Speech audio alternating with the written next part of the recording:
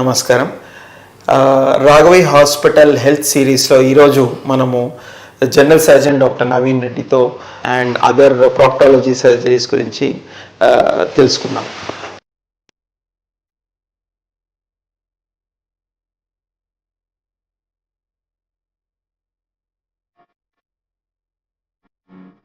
నమస్కారం డాక్టర్ నవీన్ రెడ్డి గారు. నమస్తే సార్. సార్, అలానే ఇప్పుడు ఈ లాప్రోస్కోపిక్ అపెండిసెక్టమీ ప్రొసీజర్ చేయడానికి ఈ ఏజ్ పేషెంట్స్ నార్మల్లీ ఏ ఏజ్ పేషెంట్స్కి చేయొచ్చు అండ్ ఎప్పుడు ఎంత అంటే చిన్నపిల్లల్లో కూడా చేయొచ్చా?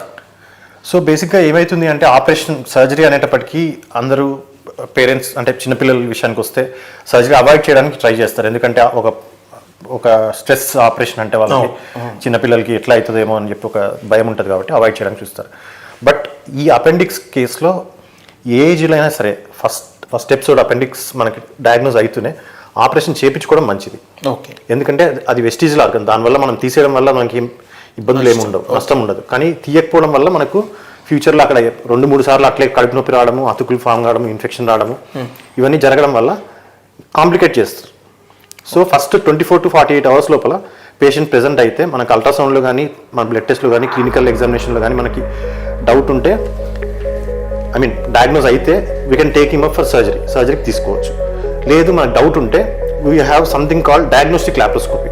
ఓకే, సో మనకి సిటీలో కూడా తెలియలేదు, లోపల ఏం జరుగుతుందో అర్థం కావట్లేదు, కానీ పెయిన్ చాలా ఉంది, రైట్ ఇలాక్ ఫోర్స్ అంటే కుడి పక్క కింది భాగంలోనే పెయిన్ చెప్తున్నారు, మనకి అది ఓవరీకి సంబంధించిన ఇంటెస్టైన్కి సంబంధించిన అది ఏది మనకి సిటీ స్కాన్ చేసినప్పుడు మనకు అర్థం కానప్పుడు డయాగ్నోస్టిక్ లాప్రోస్కోపీ అని చేస్తాం. Okay, it is A procedure.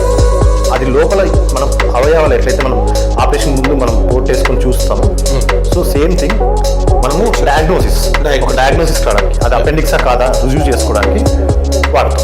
ఒకవేళ అపెండిక్స్ ఉంది, అపెండిక్స్ ఒకటే ప్రాబ్లం, మిగతా అవయవాలు అంతా నార్మల్ ఉన్నాయంటే అపెండిక్స్ ఆపరేషన్ చేసి బయటకు వచ్చేసి. సో సపోజ్ ఇప్పుడు ఈ patients by bad luck diagnosis అవ్వలేదు, పేషెంట్ పెయిన్ తగ్గిపోయింది, కానీ ఒక 4-5 days తర్వాత ఈ పేషెంట్స్కి ఏదైనా కాంప్లికేషన్స్ వచ్చాయి, మళ్ళీ పెయిన్ వచ్చింది, తర్వాత ఏంటి అంటే అపెండిసెక్టమీ ఆపరేషన్ టైంకి జరగకపోతే what are the complications? So ఇందాక నేను చెప్పినట్టు అపెండిక్యులర్ మాస్ ఫామ్ అవుతుంది, అంటే localisation of the infection. Okay, అది మన బాడీలో ఒమెంటమ్ అని ఉంటుంది. ఆ omentum the work of the omentum is to localise the infections. బాడీలో ఇట్లా ఏదైనా ఇన్ఫెక్షన్స్ ఉన్నప్పుడు ఇట్లాంటివి లోకలైజ్ చేయడానికి ఒమెంటమ్ అనేది ఆడికెళ్ళి కవర్ చేస్తుంది. బట్ అది కవర్ చేసినంత మాత్రాన అది ఇన్ఫెక్షన్ అనేది కంట్రోల్ కొన్నిసార్లు అవ్వచ్చు, మనం ఇచ్చిన యాంటీబయాటిక్స్ వల్ల వాటి వల్ల కొన్నిసార్లు కంట్రోల్ కావచ్చు. బట్ అల్టిమేట్గా ఒకేలా అది అట్లా క్యూర్ కాలేదు, మన ఇచ్చిన యాంటీబయాటిక్స్కి ఆ ఇన్ఫెక్షన్స్ అది రెస్పాండ్ కాలేదు సరిగా అంటే బర్స్ట్ అయిపోతుంది, అపెండిక్స్ అనేది బర్స్ట్ అయిపోతుంది. సో దానివల్ల కాంప్లికేషన్ చాలా ఎక్కువ, ఈ చిన్న పేగు పెద్ద పేగు దగ్గర కూడా అఫెక్ట్ అయ్యి అప్పుడు లాపరాటమీ అంటే చేయడము, డ్రైన్స్ పెట్టి సర్జరీ మళ్ళీ చూసుకోవడం.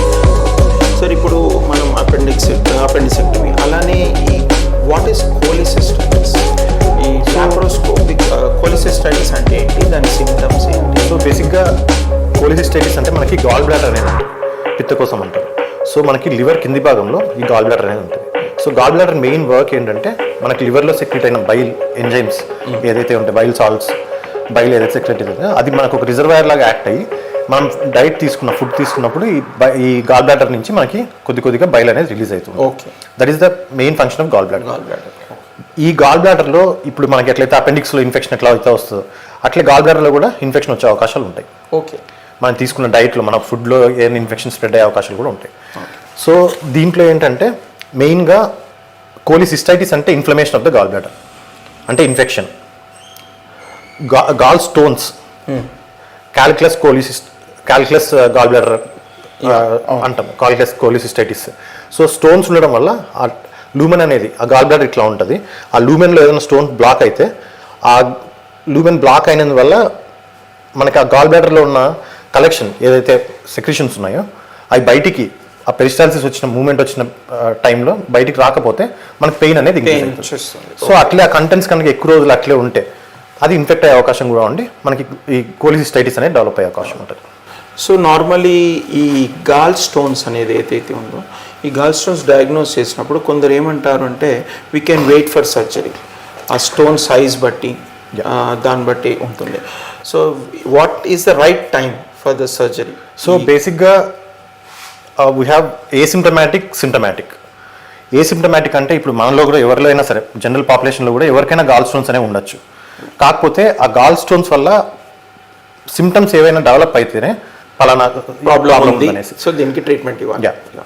సో లేదు అంటే కనుక మనకి ఏదైనా ఇన్సిడెంటల్ ఫైండింగ్, ఇప్పుడు ఏదో పొట్టకి ఏదో స్కాన్ చేపిస్తున్నాము లేదా కిడ్నీలకి ఏదో ప్రాబ్లం చేపిస్తాం, అప్పుడు ఆ స్కాన్లో కూడా బయటపడచ్చు. ఓకే. సో అలాంటప్పుడు మనం సర్జరీ చెయ్యాలా వద్దా అనే డిసిషన్ తీసుకోవాలి. So depends on the size of the stone. Okay.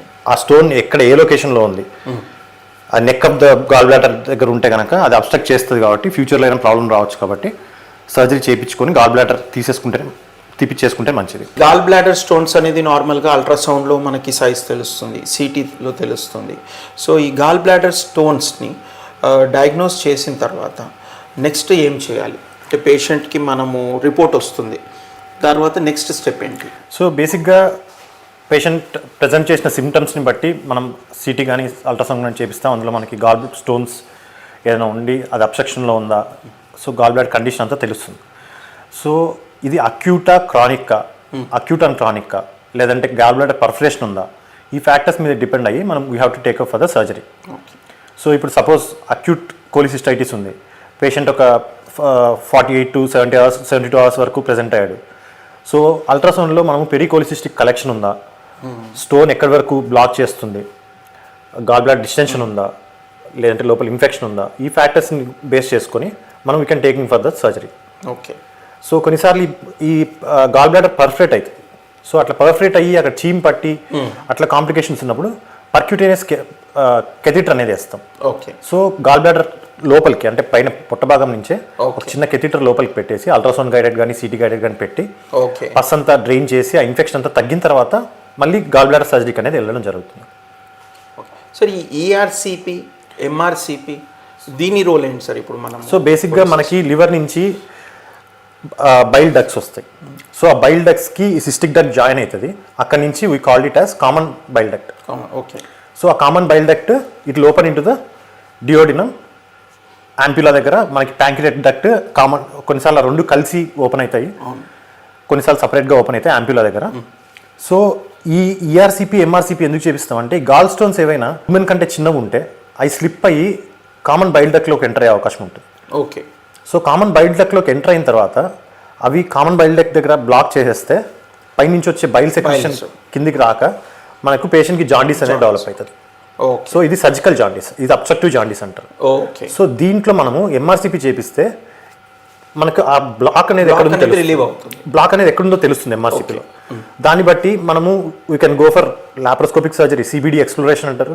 CBD common bile duct open చేసి ఆ స్టోన్స్ బయటకి తీయ చేయడం కానీ, లేదు అంటే కనుక అది అంత బ్లాక్ ఏం లేదు, స్టోన్ ఏం లేదు అనుకుంటే మనం we can go for directly gall bladder సర్జరీకి వెళ్ళిపోవచ్చు. ఓకే. ఈఆర్సిపి అంటే ఎండోస్కోపిక్ ద్వారా చేస్తారు. ఎండోస్కోపిక్ ద్వారా ఆ యాంప్యులా దగ్గర చిన్న కట్ ఇచ్చి లోపలికి ఆ కామన్ బైల్ డక్ట్లో రెట్రోగ్రేడ్గా వెళ్తారు. అంటే బ్యాక్ సైడ్ నుంచి మామూలుగా బైల్ డక్స్ వెనుక భాగం నుంచి లోపలికి ఎంటర్ అవుతాము. ఎంటర్ అయ్యి లోపల ఉన్న స్టోన్ని బయటికి తీసేసి లోపల స్టెంట్ పెట్టుకుంటాం. ఓకే. సో ఇది థెరపెటిక్ అండ్ డయాగ్నోస్టిక్. ఈఆర్సిపి అనేది థెరపెటిక్, డయాగ్నోస్టిక్ రెండింటికి అవసరం అవుతుంది. సో ఈ ప్రొసీజర్ అయిపోయిన తర్వాత మళ్ళీ గాల్ బ్లాడర్ సర్జరీ అని చేసేసుకోవచ్చు. So okay. So basically it's a temporary relief for the obstruction. Biliary ట్రీలో మనకి కామన్ బైల్ డక్ట్లో స్టోన్స్ ఉంటే ఈ ప్రొసీజర్ అనేది చేస్తాం. సో మనకి అల్ట్రాసౌండ్లో ఇఫ్ సిబిడి డైలేటెడ్ ఉంది, ఓకే, ఏజ్ని బట్టి సిబిడి సైజ్ 7 mm 8 mm అనేది మనం చూస్తాం. సో అది మోర్ దాన్ 10 mm అట్లా ఉంటుందంటే ఖచ్చితంగా there is some stone or something is obstructing the bile flow. Okay. So దానికోసం మనం ఎంఆర్సిపి కానీ ఈఆర్సిపి కానీ చేస్తాం సార్. ఓకే. సో సార్ ఇప్పుడు మనము ఇందు నుంచి మాట్లాడుతున్నాము. సో బేసికలీ పేషెంట్కి ఏసిమ్టమాటిక్ అన్నారు, అంటే ఏసిమ్టమాటిక్ స్టోన్స్, ఇంకోటి సిమ్టమాటిక్ స్టోన్స్. ఈ సిమ్టమాటిక్ స్టోన్స్ వల్ల ఏమేమి సిమ్టమ్స్ ఉంటాయి, సెకండ్ థింగ్ కాంప్లికేషన్స్ అవుతే ఏమేమి కాంప్లికేషన్స్ అవుతాయి? సో బేసిక్గా పేషెంట్ మనకి ప్రజెంట్ అయ్యేటప్పటికి రైట్ హైపోకాండ్రియం అంటే పొట్ట మన ఛాతీ కింద భాగంలో నొప్పితో కానీ, లేదా ఈ పై భాగం మధ్య పొట్టలో కానీ నొప్పితో కానీ, బ్రెత్ హోల్డింగ్, డిస్పెప్సియా అంటారు, అంటే పుల్ల తేన్పుల్లాగా రావడం కానీ, ఈ సిమ్టమ్స్తో మెయిన్గా ప్రెజెంట్ అవుతారు. Okay. సో చాలా వరకు మనము APD acid peptic disease are ఈ గాల్ స్టోన్స్ సిమ్టమ్స్ కొద్దిగా మిమిక్ చేస్తాయి. Okay. కాబట్టి అందుకే మనము ఎండోస్కోపీ అండ్ అల్ట్రాసౌండ్ అబ్డామిన్ తర్వాత బ్లడ్ టెస్ట్లో లివర్ ఫంక్షన్ టెస్ట్ చేపిస్తాం టు సీ అసలు ఇన్ఫెక్షన్ ఏమైనా ఉందా, గాల్ స్టోన్స్ ఉన్నాయా, యాసిడ్ పెప్టిక్ డిసీజా, ఇవి తెలుసుకోవడానికి. ఎల్ఎఫ్టీ మనకి లివర్ ఎంజైమ్స్ ఎలివేట్ అయి ఉంటాయి, గాల్ స్టోన్స్ అయినా బ్లాక్ చేసి అట్లా ఏమైనా ప్రాబ్లం ఉంటాయి. సో అందుకే కాంప్లికేషన్స్ అనేది మామూలుగా ఎసిమ్టమాటిక్ స్టోన్స్కి, సిమ్టమాటిక్ స్టోన్స్కి and complications. So complications are mostly jaundice and infection burst అవ్వచ్చు. సో ఈ కాంప్లికేషన్స్ ఉండొచ్చు. సో ట్రీట్మెంట్ డెఫినెటివ్ ట్రీట్మెంట్ ఏంటి సార్? సిమ్టమాటిక్ ట్రీట్మెంట్ అంటే మెడికల్గా కూడా మేనేజ్ చేయొచ్చా? మెడికల్గా మేనేజ్ ఎప్పుడు చేయొచ్చు అంటే if there is only infection, మనకు లోపల గాల్ బ్లాడర్లో స్టోన్స్ ఏమీ లేవు, ఓన్లీ ఇన్ఫెక్షన్ ఉంది అంటే కనుక దెన్ వీ కెన్ గో మెడికల్గా, we can treating with antibiotics and other symptomatic drugs ఇచ్చి డైట్ ఫాలో చేసుకొని లెస్ ఆయిలీ ఫుడ్ అట్లా తీసుకొని మెయింటైన్ చేస్తే మనకి ఆ ఇన్ఫెక్షన్ అనేది తగ్గిపోతుంది. బట్ లోపల స్టోన్స్ ఉన్నాయి, క్యాలిక్యులస్ గాల్ బ్లాడర్ అయితే కనుక, అంటే స్టోన్స్ ఉన్న గాల్ బ్లాడర్ అయితే కనుక ఖచ్చితంగా surgery is a definitive treatment. Okay. ఎందుకు అంటే మనకి సర్జరీ కాకపోతే దీనివల్ల వచ్చే కాంప్లికేషన్స్ చాలా ఎక్కువ ఉంటాయి. ఇందాక మనం చెప్పినట్టు కామన్ బైల్ డక్ట్లో స్టోన్ వెళ్ళి బ్లాక్ చేయడం, దానివల్ల జాండీస్ రావడం, దానివల్ల చుట్టూ ఇన్ఫ్లమేషన్ రావడం. ఇంతకంటే డివాస్టేటింగ్ ఏంటంటే మనకి యాంప్యులా దగ్గర కన్నా స్టోన్ వెళ్ళి బ్లాక్ చేసింది అంటే కనుక అప్పుడు ప్యాంక్రియాటిక్ డక్ట్ కూడా బ్లాక్ అయ్యే అవకాశం ఉంటుంది. కాబట్టి ప్యాంక్రియాటైటిస్ డెవలప్ అయ్యే ఛాన్స్ కూడా ఉంటుంది. చాలా risky condition pancreatitis with gall stones అంటే. కాబట్టి సర్జరీ ఈ కాంప్లికేషన్స్ అన్ని అవాయిడ్ చేయాలి అంటే surgery as soon as possible. If patient is symptomatic and gall stones సైజ్ని బట్టి మనం if it is 4 or 5 mm also you can go for surgery. And asymptomatic పేషెంట్స్లో డయాగ్నోజ్ అయిన టైంలో ఇఫ్ ఆ స్టోన్ అనేది మనకి నెక్ ఆఫ్ గాల్ బ్లాడర్లో అబ్స్ట్రక్ట్ చేస్తున్నా కానీ, లేదా స్టోన్ సైజ్ మోర్ దాన్ 10 mm ఉన్నా కానీ, 9 or 10 mm ఉంటే it's better to multiple stones ఉంటాయి, మల్టిపుల్ గాల్ బ్లాడర్ క్యాలిక్యులే ఉంటే we can go for surgery. అట్లే multiple polyps more than 4 mm 3 mm 4 mm multiple polyps ఉన్నా సర్జరీ ఈజ్ ఇండికేటెడ్. అది ఎందుకంటే we doesn't know if it can be benign or malignant. Okay. అవి మళ్ళీ size పెరుగుతాయి. Or otherwise we can put the patient, ఈ polyps ఉన్నాయి, ఒక పాలిపే ఉంది, 3 mm ఉంది, we can put him for follow up. Next 6 months మళ్ళీ అల్ట్రాసౌండ్ స్కాన్ చేసుకుని సైజ్ పెరుగుతుందా లేదా చూసుకొని చేసుకోవచ్చు. ఓకే. ఫాలో అప్ చేసుకొని. ఓకే. సో ఇప్పుడు ఒక పేషెంట్ మన దగ్గర ఆల్రెడీ డయాగ్నోస్డ్, సర్జరీ చేయించుకోవాలనుకుంటున్నాడు. సో మనం how do we prepare the patient? So బేసిక్గా అడ్మిషన్ కావాలి ఫస్ట్. ఓకే. అడ్మిషన్ అయిన తర్వాత పేషెంట్ సిమ్టమ్స్ని బట్టి whether patient has any jaundice, ఈ కండిషన్స్ బట్టి మనం ఇందాక మాట్లాడుకున్న డయాగ్నోసిస్ అని చేసిన తర్వాత మనకి ఏమీ లేదు, సింపుల్ గాల్ బ్లాడర్ సర్జరీ చేస్తే సరిపోతుంది అంటే will taking for surgery. So ఇది లాప్రోస్కోపిక్లో చేయొచ్చు, ఓపెన్ చేయొచ్చు. ఓపెన్లో అయితే మనకి పెద్ద గార్డ్ ఇక్కడి నుంచి ఇక్కడ వరకు పెద్ద స్కార్ ఉంటుంది, పెద్ద అంటే మజిల్స్ కూడా కట్ చేయాల్సి వస్తుంది కాబట్టి దాని కాంప్లికేషన్స్ ఎక్కువ, ఫ్యూచర్ హర్నియాస్ రావడం ఇవన్నీ కూడా ఉంటాయి. సో లాప్రోస్కోపిక్లో మనకి జస్ట్ 4 portsతో బొడ్డు దగ్గర ఒక చిన్న ఒక 1 centimeter కట్, పైన ఒక 0.5 centimeters కట్, సైడ్లో ఒక చిన్న 0.5 centimeters కట్. దీంతో మనము లాప్రోస్కోపిక్ సర్జరీ ద్వారా గాల్ బ్లాడర్ అనేది తీసేయచ్చు. So it's a simple day care procedure లాగా కూడా చేసుకోవచ్చు. If it is a normal gall bladder no much other complications. So morning patient admit అయితే ఆఫ్టర్నూన్ సర్జరీ చేసుకొని we can discharge by evening. Okay. Thank you. Will meet you up next time. Okay, thank you.